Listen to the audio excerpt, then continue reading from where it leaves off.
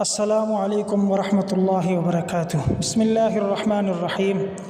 ناظرین و سامعین، سورج گرہن یہ اللہ تعالیٰ کی نشانیوں میں سے ایک نشانی ہے، اور اللہ تعالیٰ کی قدرت کی نشانیاں ہیں۔ یہ ظاہر کرنے کے لیے جو قادر مطلق اللہ تعالیٰ سورج سے روشنی دیتا ہے اور چاند سے چاندنی دیتا ہے، وہی اللہ تعالیٰ ان کو ماند کر دینے پر بھی قادر ہے۔ ویڈیو کے بڑھنے سے پہلے ہمارے اس چینل کو سبسکرائب کریں اور بیل آئیکن کو پریس کریں۔ رسول اللہ صلی اللہ علیہ وسلم کے زمانے میں آپ علیہ السلام کے صاحبزادے حضرت ابراہیم کے انتقال کے بعد سورج گرہن ہو گیا۔ اس زمانے میں لوگوں کا یہ خیال تھا کہ سورج گرہن کسی بڑے آدمی کی وفات یا پیدائش کی وجہ سے ہوتا ہے، جیسا کہ ابھی آپ کے بیٹے کی وفات پر ہوا، تو آپ نے اس عقیدے کی نفی فرمائی۔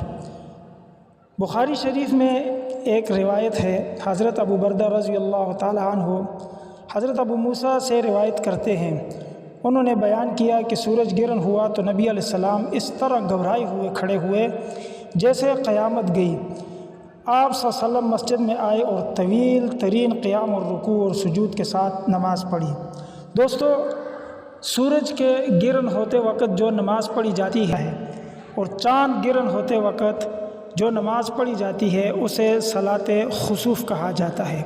لیکن آج ہمارا موضوع یہ نہیں ہے، ہمارا موضوع ہے کہ سورج گرہن کے وقت وہ کون سا وظیفہ ہے جو انسان کرے اور اللہ تعالیٰ اس کو اس گرہن کے اثرات سے بھی بچا دے اور اس کے لیے آسانیاں بھی پیدا فرما دے۔